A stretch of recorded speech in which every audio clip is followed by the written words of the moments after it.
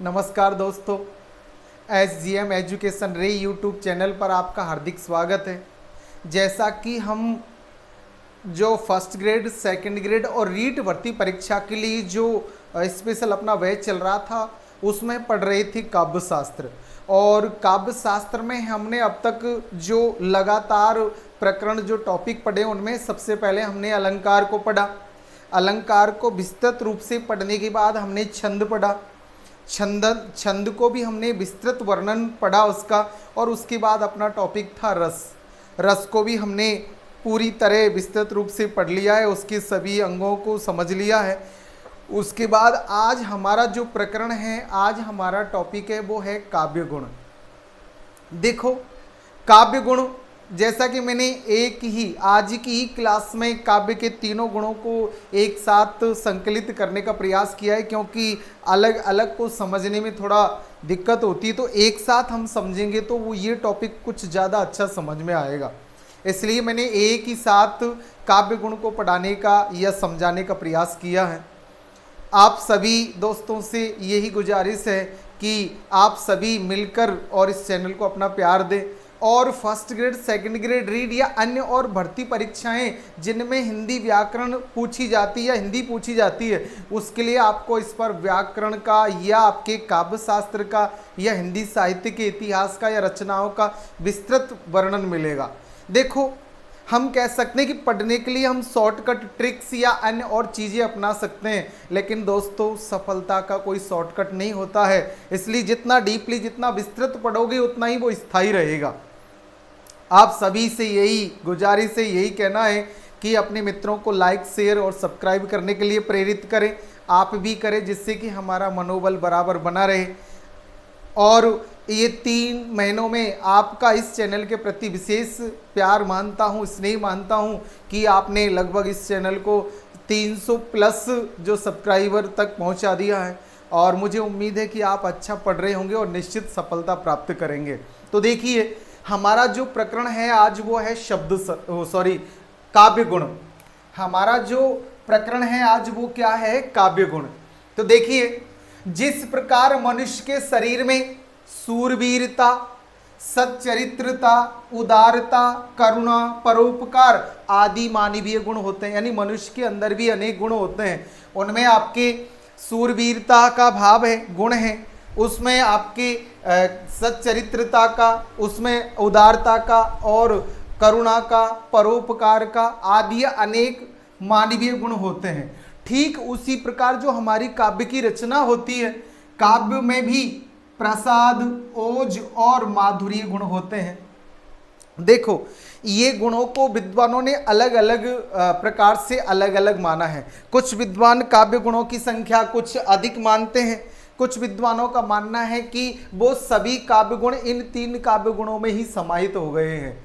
आचार्य मम्मट ने जो आपके अन्य कवियों द्वारा, अन्य विद्वानों द्वारा जो 10 तक काव्य गुण माने थे, उन्हें इन 3 काव्य गुणों में ही समाहित कर लिया है। तो देखिए, हम यहाँ डिटेल से इसे समझते हैं। अतएव ऐसे चारित्रिक गुणों के कारण मनुष्य की शोभा बढ़ती है। ये आपके मनुष्य के अंदर सूरवीरता, सच्चरित्रता, उदारता, करुणा और परोपकार के जो मानवीय गुण होते हैं, उससे मनुष्य की क्या बढ़ती है? शोभा बढ़ती है। उसकी जो समाज में हैसियत है, इज्जत है, उसमें उसे काफी आदर भाव मिलता है। वैसे ही काव्य में इन गुणों का संचार होने से उसके आत्म तत्व या रस में दिव्य चमक आ जाती है। उसी प्रकार काव्य में भी इन गुणों की वजह से काव्य का जो स्तर है, काव्य की जो स्थिति है, वो बड़ी सुदृढ़ हो जाती है, अच्छी हो जाती है, अर्थात पाठक को वो अधिक प्रभावित करता है। बिना गुणों के जो काव्य है वो इतना प्रभाव नहीं डाल सकता जितना कि गुणों के साथ वो डालता है। देखिए, आचार्य वामन ने स्वरचित काव्यालंकार सूत्रवृत्ति ग्रंथ में लिखा है, काव्य शोभाया कर्तारो धर्मा गुणा, यानी कि काव्य की शोभा करने वाले जो गुण होते हैं या काव्य की शोभा बढ़ाने वाले जो धर्म होते हैं, उन्हें हम क्या कहते हैं? काव्य के गुण कहते हैं, जिससे काव्य की शोभा बढ़े। काव्य में सुंदरता या काव्य में जो स्पष्टता या काव्य की जो समझने की क्षमता है आदि बढ़ती है, वो बढ़ती है आपकी अलंकार से। लेकिन काव्य की शोभा के अलावा काव्य का जो धर्म है शोभा बढ़ाने वाले, काव्य की चमत्कारिता बढ़ाने वाले, उसकी सुंदरता बढ़ाने वाले अलंकार होते हैं, जबकि काव्य की शोभा बढ़ाने वाले उसके धर्म होते हैं, वो क्या कहलाते हैं? गुण। देखिए, आचार्य भरत मुनि और भामे ने काव्य के 10 गुण स्वीकार किए हैं। भरत मुनि और भामे काव्य के कितने गुण? आचार्य जो भरत मुनि हैं और भामे हैं वो काव्य के 10 गुण स्वीकार करते हैं। उन्होंने माना है कि काव्य के कितने गुण होते हैं? 10।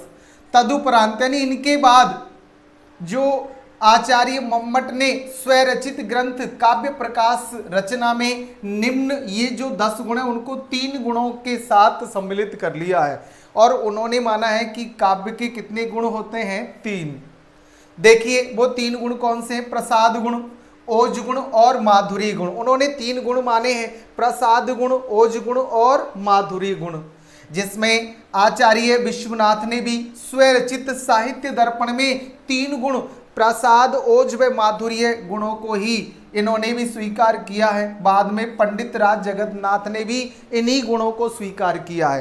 कहने का भाव, आचार्य जो भरत मुनि है, भामे आदि ने तो 10 गुण माने थे काव्य के, लेकिन उन 10 गुणों को आचार्य मम्मट ने अपनी रचना है जो उसमें काव्य प्रकाश में 3 गुणों में समाहित कर दिया, जिसमें प्रसाद है, ओज है, माधुर्य है। उसके बाद आचार्य विश्वनाथ ने भी, आचार्य पंडित राज जगन्नाथ ने भी अपने जो मम्मट द्वारा बताए 3 गुणों को ही गुणों के रूप में स्वीकार किया था। चलो अब हम एक एक गुण को देख लेते हैं। पहला गुण है प्रसाद गुण। प्रसाद का अर्थ होता है प्रसन्नता, अर्थात जो हृदय में प्रसन्नता का संचार करे वो गुण कौन सा होता है? प्रसाद गुण। इसकी परिभाषा देखिए, ऐसी काव्य रचना जिसको पढ़ते ही अर्थ ग्रहण हो जाता है। कोई ऐसी रचना जिसे पढ़े और तुरंत उसका अर्थ ग्रहण हो जाए, वह प्रसाद गुण से युक्त मानी जाती है। स्वच्छता व स्पष्टता इसकी विशेषता है। प्रसाद गुण स्वच्छ कपड़े के समान है जिसमें जल सहजता से व्याप्त हो जाता है, अथवा ऐसी सूखी लकड़ी के समान है जो तत्काल ही आग ग्रहण कर लेती है। यानी कि जो प्रसाद गुण है वो एक सूखे कपड़े के, स्वच्छ कपड़े के समान है। जैसे साफ सुथरा स्वच्छ कपड़े को अगर आप जल के संपर्क में लाओगे तो वो तुरंत जल को ग्रहण कर लेगा, सोख लेगा। ऐसे ही सूखी लकड़ी को आप आग के स्पर्श लाओगे, आग के पास ले जाओगे, तुरंत वो आग पकड़ लेगी। वैसे ही ऐसा गुण जिसकी रचनाओं को पढ़ते ही तुरंत अर्थ ग्रहण हो जाता है, वो कौन से गुण की कहलाती है? प्रसाद गुण की। तो जो तत्काल आग ग्रहण कर लेती उसी के समान जो तत्काल अर्थ ग्रहण हो जाता है जिन रचनाओं का, वो प्रसाद से गुण से युक्त रचनाएं मानी जाती है। यह गुण सभी रसों में विद्यमान रहता है। अपने जो सभी रस है उनमें प्रसाद गुण का संचार रहता था। प्रसाद गुण सभी रसों में रहता है। जैसे यहाँ ये निराला की रचना जो भिक्षुक कविता से है वो द्रष्टव्य है उदाहरण के रूप में कि बह आता 2 टूक कलेजे के करता, पछताता पथ पर आता। यानी भिक्षुक की स्थिति को बताया कि जब भी वो मांगने के लिए, भिक्षा मांगने के लिए आता तो ऐसे भिक्षा मांगता जैसे उसके कलेजे के, उसके हृदय के टुकड़े हो रहे हो, और वो पथ पर आते हुए अत्यंत पछताता, दुखी होता। इसी प्रकार दूसरा उदाहरण, जाके प्रियन राम वेदे ही तजिए ताहि कोटि बैरी सम यद्यपि परम सनेही। ये तुलसी की रचना द्रष्टव्य है। तुलसीदास जी जैसा कि यहाँ इस रचना में बता रहे कि जिसके हृदय में भगवान श्री राम और सीता के प्रति स्नेह प्रेम नहीं है उसे त्याग दीजिए करोड़ों बैरियों के समान, चाहे वो हमारा कितना ही स्नेही क्यों न हो, उसे करोड़ों बैरियों के समान समझकर त्याग देना चाहिए।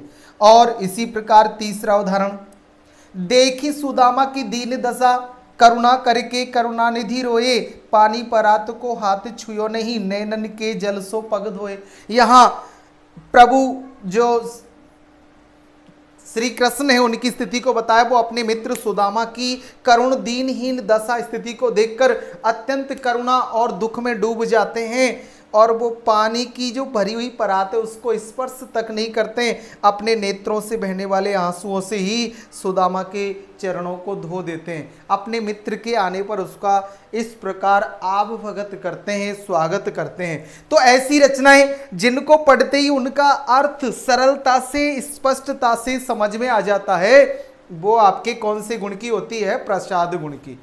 अब अगली रचना माधुर्य गुण की रचना देखिए। माधुर्य का अर्थ होता है शहद जैसा मीठा। जैसे प्रसाद का अर्थ होता है प्रसन्नता, ऐसे ही माधुर्य का अर्थ होता है शहद जैसा मीठा। अर्थात इसकी परिभाषा, जिस काव्य रचना को पढ़ने या सुनने से पाठक या श्रोता का चित्त द्रवित हो उठता है, वहां कौन सा गुण होता है? माधुर्य गुण। यानी कि जिस रचना को पढ़ने से कोई पाठक है या श्रोता उसका मन आनंदित हो जाए, द्रवित हो जाए, वो रचना किसकी होती है? माधुर्य गुण की। और श्रृंगार या करुण रस के प्रसंगों में सामाजिक का हृदय द्रवीभूत हो उठता है, इसलिए श्रृंगार और करुण रस में कौन सा गुण विद्यमान होता है? माधुर्य गुण। इसकी विशेषताएं, माधुर्य गुण में टय वर्ण को छोड़कर कैसे मैतक के वर्णों से युक्त होती है रचना। माधुर्य गुण से युक्त जो रचना है उसमें कठोर वर्ण यानी टय वर्ण वर्जित होता है। टय वर्ण के जो वर्ण हैं वो कम से, टय वर्ग के टय ठे डे ढेणे, ये कम से कम प्रयोग में लिए जाएंगे या प्रयोग में ही नहीं लिए जाते हैं।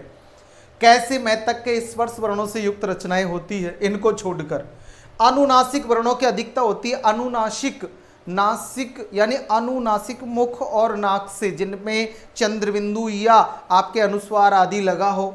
अल्प समास या समास का अभाव, यानी कि या तो कम से कम समास होता है या समासों का प्रयोग ही नहीं रहता है। कांत पदावली युक्त श्रुति मधुर शब्दों का प्रयोग, और ऐसी पदावली होती है जो सुनने में मधुर लगे और बड़ी सुंदर पद रचना होती है, वो आपके कौन से गुण की होती है? माधुर्य गुण की। जैसे उदाहरण देखिए, सखी निरख नदी की धारा, ये आपके जो राष्ट्र कवि मैथिली शरण गुप्त की रचना है, साकेत उससे लिया गया है। उर्मिला की विरह वेदना में उर्मिला अपनी सखी से कह रही है कि सखी निरख नदी की धारा, ढलमल ढलमल चंचल अंचल, झलमल झलमल तारा, सखी निरख नदी की धारा। अपनी सखी को नदी की धार को बहता हुआ देखकर अपने आंचल से समानता करती हुई कह रही है। दूसरा उदाहरण, कंकन किंकिन नुपुर धुनि सुन कहत लखन सन राम हृदय गुनी, मानेहु मदन दुंदुभी दीनी, मनसा विश्व विजय कह कीनी। यहाँ ये तुलसीदास जी की रचना है, रामचरितमानस से लिया गया पद है। इसमें सीता माँ की स्थिति का वर्णन किया है कि कंकन किंकिन नुपुर धुनि सुन, जैसे ही सीता माँ अपने पैरों से चलती है पुष्प वाटिका में, तो उनके कंगनों की और पैरों में पहनी हुई पायलों की घुंघरुओं की ध्वनि को सुनकर भगवान श्री राम लक्ष्मण से कहते हैं, कहत लखन सन राम हृदय गुण।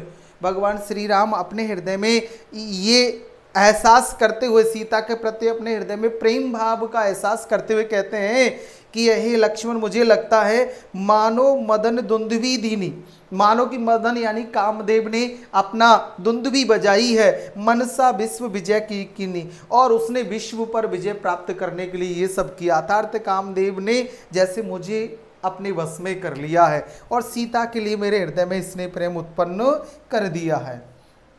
यहाँ ये बिहारी का दोहा द्रष्टव्य है, बतरस लालच लाल की मुरली धरी लुकाई, सौह करे भवन यसे देने कहे नट जाई।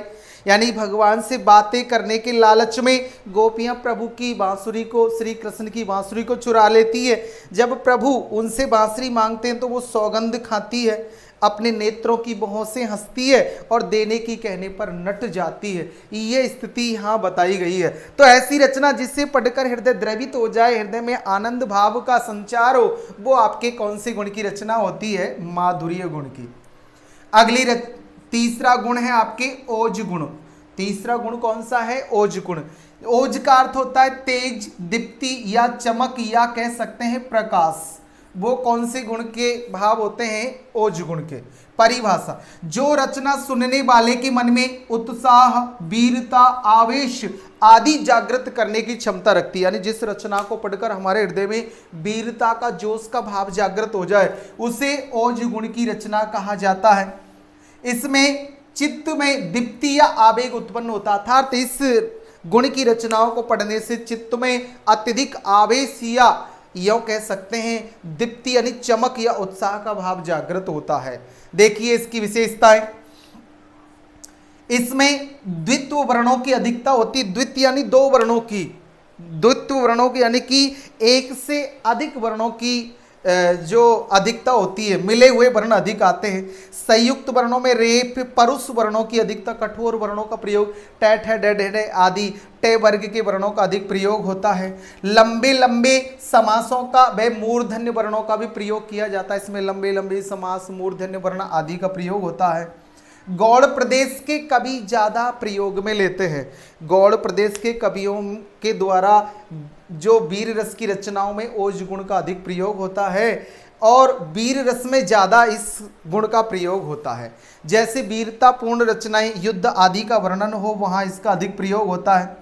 गिर गिर कर भूपर रुंड उठे, कर अट्ठाहस अरिमुंड उठे, कोलाहल घोर प्रचंड उठे, रणनाथ पिशाची मुंड उठे। युद्ध क्षेत्र का वर्णन है कि गिर गिर कर पृथ्वी पर, और रुंड यानी शरीर जो योद्धाओं के उठ रहे हैं, अट्ठाहस करके शत्रुओं की जैसे सिर कट के गिर रहे हैं, कोलाहल घोर हो रहा है चारों ओर, रण क्षेत्र में ऐसा लग रहा है जैसे 50 युद्ध लड़ रहे हैं। अगला है रुंड गिरे गज झुंड गिरे, कट कट अवनी पर सुंड गिरे, भू पर है बिकल बितुंड गिरे, लड़ते लड़ते आदि झुंड गिरे। कि युद्ध क्षेत्र में है यानी घोड़े और उनके साथ उनके शरीर आदि हाथियों के झुंड गिर रहे हैं, कट कट कर हाथियों की सूंड गिर रही है, पृथ्वी पर व्याकुल होकर घोड़े गिर रहे हैं, लड़ते लड़ते उनके झुंड आपस में टकराकर गिर जाते हैं।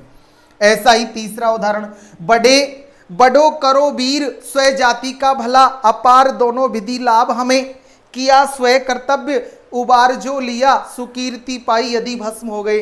तो यहाँ कि हे वीर, तुम्हें आगे बढ़ना चाहिए और अपनी जाति का भला करना चाहिए। अगर हमें तो दोनों विधि लाभ है, अर्थात हम जीत गए तो हमारा यश होगा, नाम होगा, और अगर मर गए तो हमारा अमरताओं में अमर जो दानी है या जो अपने देश के लिए बलिदानी हो गए उनमें नाम गिना जाएगा।